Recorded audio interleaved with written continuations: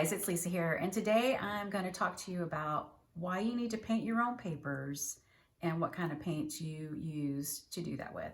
I've been getting a lot of questions through emails about what kind of papers do you use? Can I just use scrapbook paper to do my collages with? And the answer is yes and no. Yes, you can use scrapbook paper if you're just practicing, if you're a hobbyist, if you're not intending to sell your work. If you are getting into art markets and you want to sell your work and you're doing collage, don't use just plain scrapbook paper, and here's why. Scrapbook paper like this is dyed with ink that is not light fast, and so it fades over time. I'm sure you've all seen or know about, if you're a mom especially, you know, your child brings home something on construction paper and you put it on your refrigerator, and 6 months later, the blue piece of paper is brown. Right? It fades over time. It's not light fast. So, and I also have this little box here. I bought this mug in this little box, and I thought this was really interesting, and it goes to prove my point. Doesn't, of course I did. It's a little fox with flowers in her hair. Of course I bought this box. And I like the box so much that I put it in my windowsill. Okay, and it's been there for maybe about a year. So this is the side of the box that was facing out. And this is the side of the box that was facing the sun. So do you see that just in a year's time, how much this box has faded?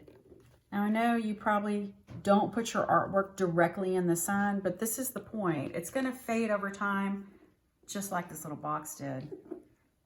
So when I say light fast, number one, what am I talking about? I'm talking about properties in the paint that make it permanent to light, either indirect light, artificial lighting, or UV light from the sun. And it protects it from humidity. And if you live in the South, like I live here in Texas, you know humidity is outrageous, especially in the summer. So plain paper needs to be coated with a paint that is light fast, okay? And you can tell on your paints, it'll tell you right on the bottle usually. So this is a golden. I love golden because not only does it give you the opacity here, it'll tell you what light fastness it is. This is light fastness 1, that's excellent rated. 2 is good. If you have a light fast that's 2 rated, that's good. Light fast 3 is not great. That's probably more like a student grade paint. So there's light fastness 1 there. This is the golden brand. This is the Hobby Lobby brand, Master's Touch. If you look on the back of the bottle here, it also has a light fastness rating of 1, but now it's got these little, I need to check that out probably. It's got these little asterisks, see what that's all about. This is paint from Target. All right, no mention of light fastness anywhere on this bottle. I am gonna be tempted to say that this is not the best paint to use in professional work. If it's got no light fastness rating, that probably means it doesn't have any light fast properties in the paint, and it's gonna fade, okay? So you can use scrapbook paper. You're just gonna wanna coat it with some good professional paint, all right? Now, people are always asking me, what kind of papers do you use? My favorite papers to use are book pages of any kind, out of any kind of book, dictionaries, illustrations, maps, technical drawings. The weight of that paper is just right to lay down when it gets wet with the glue, and it lays nice and flat. But I'm going to show you what I mean with some examples here. So this actually is a piece of scrapbook paper, but as you can see, it used to be just white with black writing. So I brushed it over, washed it over with some paint, and then dripped some ink on it. So now this writing is much more likely to stay for a much longer period of time than if I had just used it plain. So this is scrapbook paper that I've painted over. These are book pages, as you can see, dictionary papers.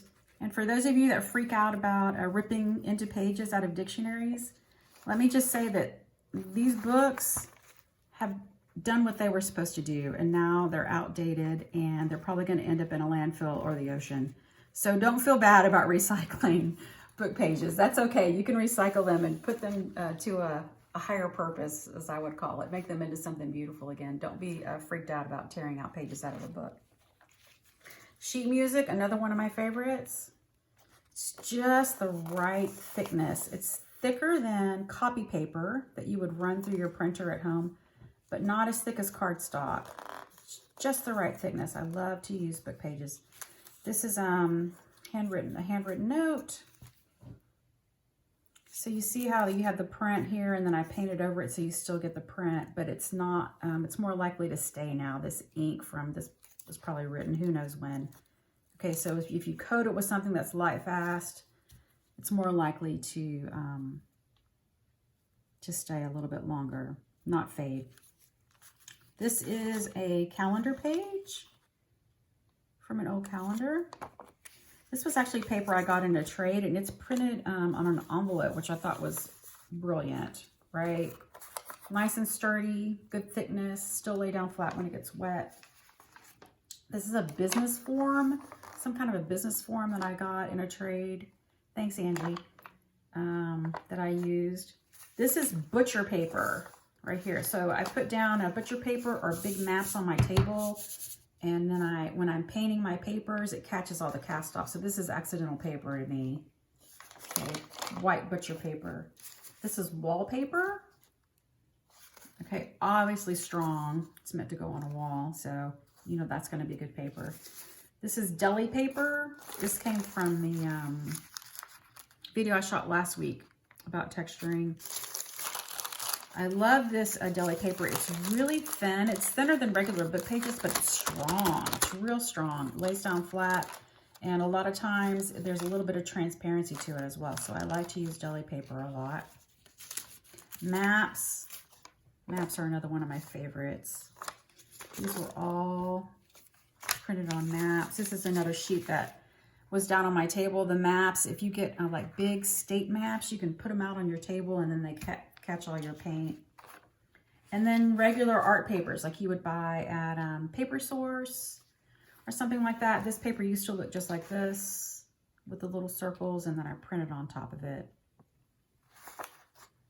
Okay, so I'm going to put a link down at the bottom of this video. I'm going to list a sampling of papers in my Etsy shop so that you guys don't have to collect a bunch of books if you don't have them. So there'll be sheet music and dictionary pages and maps and deli papers and some variety of papers that you can use in your painting of paper. All right.